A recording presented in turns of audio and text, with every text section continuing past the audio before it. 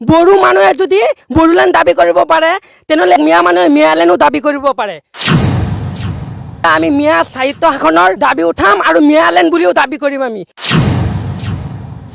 পুনৰ সংস্থাপন দিব নালাগিব, নহ'লে আমি মিয়া সাহিত্য শাসনৰ দাবী উঠাম আৰু মিয়ালেণ্ড বুলিও দাবী কৰিম। আমি বড়ো মানুহে যদি 1932 পৰা বড়ো আন্দোলন কৰি 35 লাখ মানুহে বড়োলেণ্ড দাবী কৰিব পাৰে তেনেহ'লে 140 লাখ মিয়া মানুহে মিয়ালেণ্ডো দাবী কৰিব পাৰে।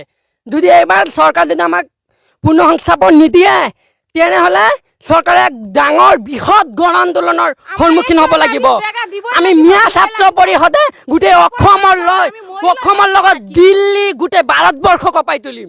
জমিউল উলামা হিন্দৰ লগত লৈ আমচু নেমচু যিমান সংগঠন আছে আমি সকলোৱে মিয়াই মিলি সকলো দিল্লী অসম সকলো কঁপাই তুলিম। মিয়া বাংলাদেশী মিয়া